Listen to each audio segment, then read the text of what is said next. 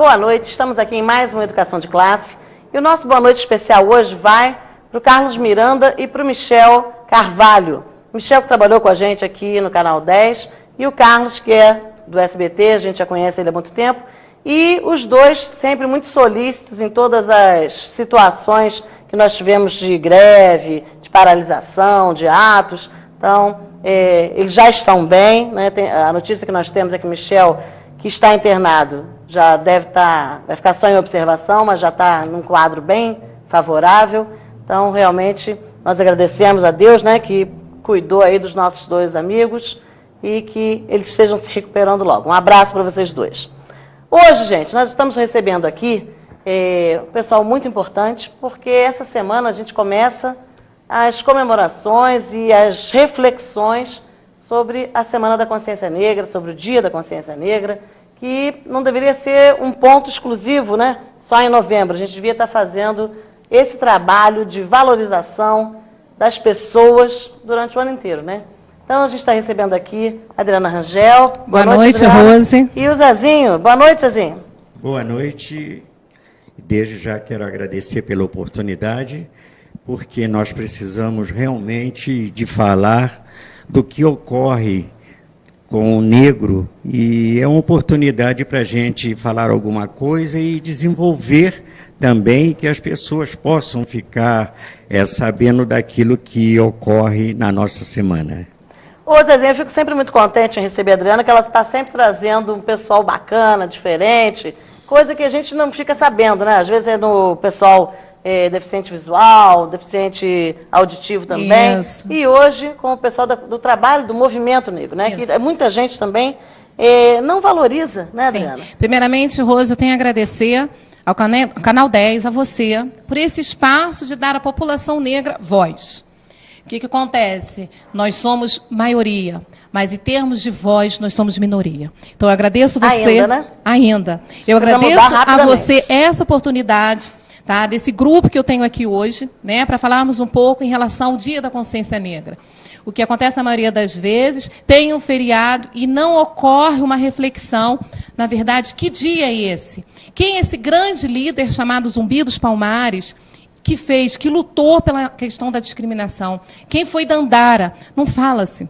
Né? Nós vivemos diante de uma sociedade que a todo momento quer segregar a população negra. Sim.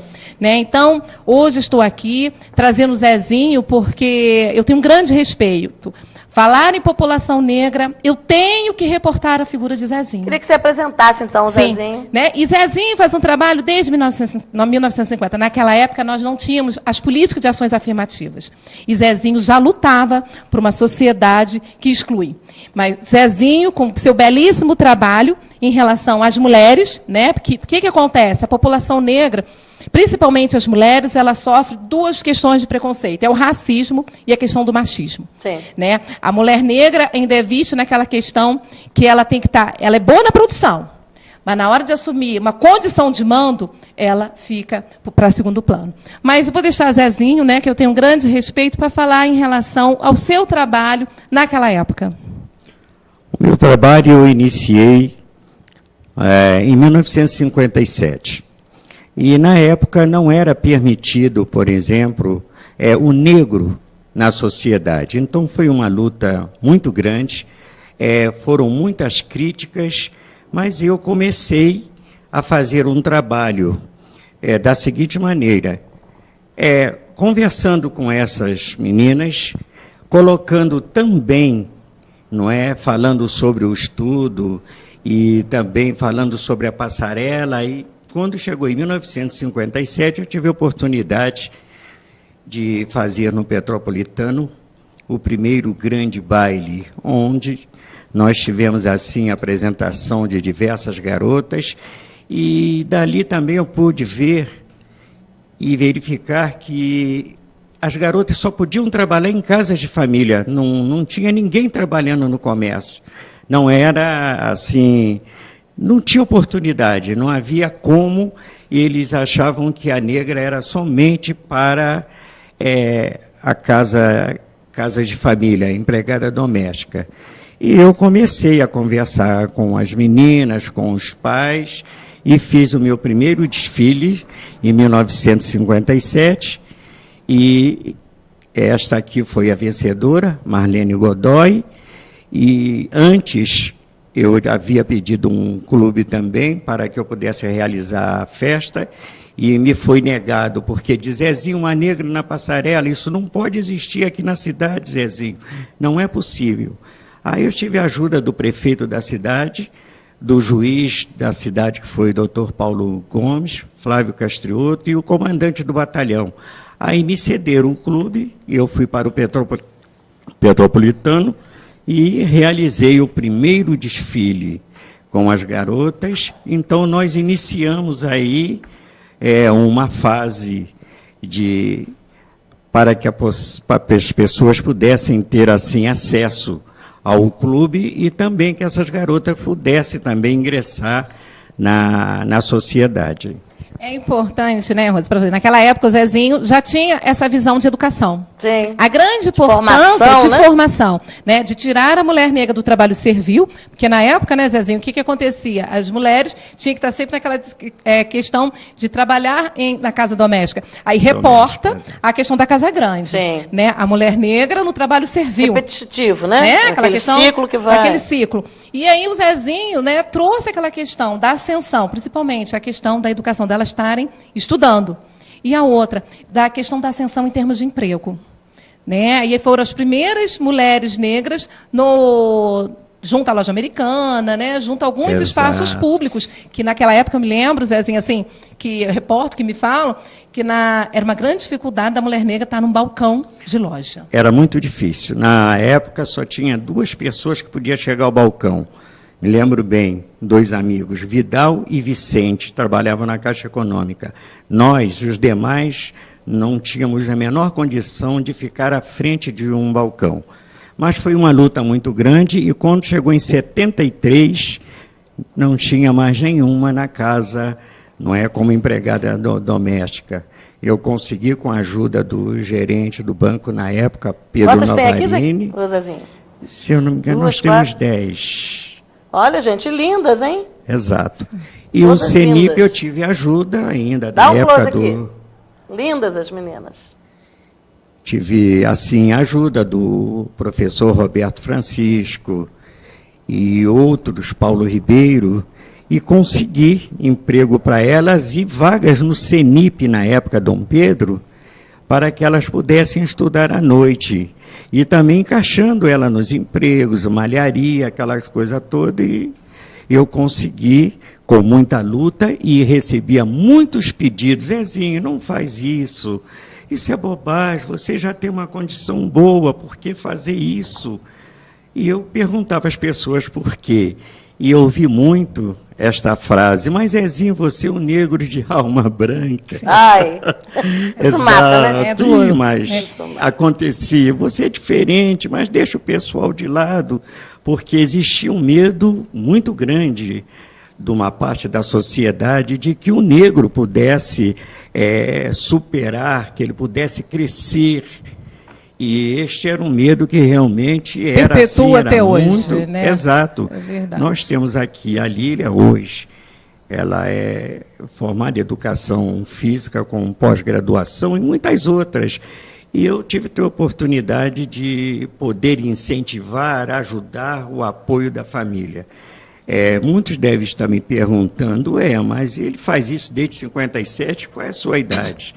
Eu tenho 79 anos, 59 anos de eventos.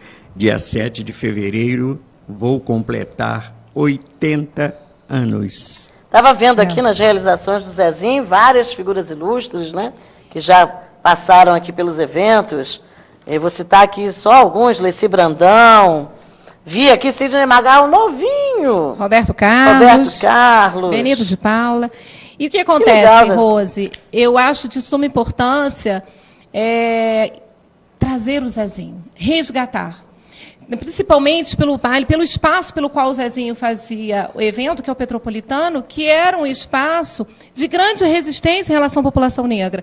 Que eu me lembro que, assim, né, o que falavam para mim na minha infância, que assim, a questão do meu crescimento foi em cima de muito preconceito, em cima de muita discriminação. Hoje eu era para ser uma pessoa embotada, mas tive bons mestres na minha história escolar que me fez ser hoje uma ativista em relação à população negra. E que na porta do Petropolitano o negro só tinha que passar do outro lado da calçada. Não só negros, né? Os pobres em geral, né?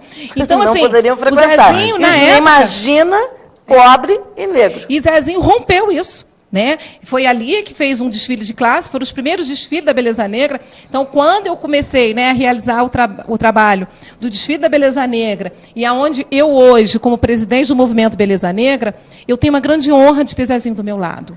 Olha, eu admiro esse trabalho pelo seguinte, pela nossa ignorância, Zezinho, porque cada vez que vocês vêm aqui, a gente descobre uma ignorância da parte geral nossa. Porque, por exemplo, quando a Adriana começou esse movimento, do desfile, eu comecei a acompanhar, mas eu não tinha a menor ideia de que ela estava dando continuidade a um trabalho que você já tinha começado há tanto tempo atrás. Então, eu sempre penso muito nisso, essa nossa história de Petrópolis, como ela é pobre, né? Como não é divulgado o valor do Petropolitano em si. Estava conversando com o Zezinho, ele não nasceu em Petrópolis, mas tem aqui, recebendo o título de cidadão petropolitano, e são pessoas assim que fazem a nossa história. E em lugar nenhum essa história é contada. Sim. Não. A gente precisa resgatar isso. Sim, aqui está a primeira professora negra em Petrópolis de Janeiro, já faleceu.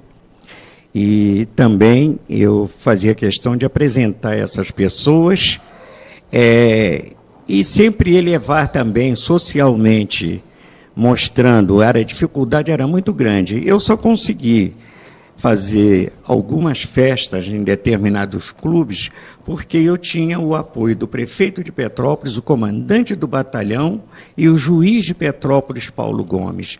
Por isso que a resistência eu consegui burlar, porque, do contrário, seria difícil eu, com mais um grupo do mesmo nível, jamais eu teria conseguido. E é um apelo, inclusive, que eu faço, Zezinho, à nova administração que vai iniciar agora em janeiro, vai começar em 2017, que tenha um olhar mais carinhoso em relação ao movimento negro, em relação ao movimento dos deficientes. Quer dizer, tem tanta coisa na nossa cidade acontecendo, tanta gente trabalhando, fazendo essa parte social, sem a ajuda da prefeitura. Imagina se a prefeitura estiver investindo. Como isso poderia ser muito melhor, com certeza, né? E principalmente, né, quando falamos em educação, é a aplicação da lei, né? A Lei 10.639, que também ela surge com a questão do Dia da Consciência Negra, né? Essa questão foi a implantação, e a implantação da história da África. Como eu posso resgatar um jovem se eu não trabalho a própria história dele? Né? Na verdade, os bancos escolares são os maiores reprodutores da discriminação e da desigualdade. Então, é na escola que nós temos que trabalhar essas questões. As pessoas surgiram do nada, foram trazidas do nada, né? Porque não se conta a história anterior. Não conta, né? não conta. E acho isso muito bonito. Quem tiver oportunidade e ainda não conhece, procurar conhecer, né? Porque da outra vez que eles estiveram aqui, Zezinho, achei muito interessante essa questão. Porque muitas vezes as pessoas falam, trouxeram os escravos. Mas eles não eram escravos lá de onde eles vieram, né? Não. Eles tinham uma vida, eram rainhas, né? Muitos eram reis e rainhas. A gente acaba apagando parte da história das pessoas e começando do zero. Isso. Né? Muito ruim isso. Mas, Adriana, até hoje, infelizmente, o racismo ainda é muito forte. Sim, com certeza. Não sei se vocês viram o Jornal Expresso hoje sobre o Galhaço, né? Aquele Bruno Galhaço, não é? Você vê o preconceito, o que está acontecendo. Isso acontece diariamente. O preconceito ainda, não é? Ainda estamos muito longe da igualdade. Nós estamos bem abaixo desta igualdade que nós estamos buscando. É uma pena, porque nós também não temos apoio. Você vê, o nosso próprio esforço é que nós avançamos um pouquinho, mas a sociedade, de um modo geral, não nos dá oportunidade para o nosso crescimento. Existe ainda, né? Não colabora. Ainda existe uma resistência muito grande quanto o crescimento do negro, muito grande mesmo, acima do que todos, não é, aqueles que estão nos assistindo, muitos devem, não, mas isso melhorou bastante, isso não é nada disso. É sim, ainda é bem Independente favorável. E para nós, Zezinho, isso é uma frustração muito grande, tanto para mim quanto para a Adriana, porque nós somos do ramo da educação, né? E quem poderia estar fazendo essa diferença é a educação. E eu queria, Adriana, vai ter uma programação nas escolas? Sim, o que acontece? A Escola Batalhar, né, uma escola que a gente trabalha há muitos anos, é um trabalho que nós já fazemos há muito tempo, tanto que hoje eu tenho a mesa, né, sentando aqui à mesa, são ex-alunos meus, que hoje estão junto comigo na militância, fico muito feliz. Formando desde que é um militantes, trabalho, né? Que deu certo, né? Porque daqui a pouco eu não estou mais nas atividades, mas eu terei multiplicadores. Então, o Batalhar começa uma atividade do dia 16 ao dia 22, com vários palestrantes. Né? Eu estarei na Casa Cláudio Souza no dia 21, a partir das 4 horas da tarde, reflexões quanto ao Dia da Consciência Negra, com excelentes profissionais. No dia 25, eu retorno na Casa Cláudio Souza com a Adriana de Souza, cantora e artista, para falar em relação à identidade negra. É isso aí. Gente, olha, esse bloco está fenomenal, mas a gente vai ter que parar interromper, porque vem mais gente aqui, está recheado o programa hoje. Vamos para o nosso intervalo e já voltamos.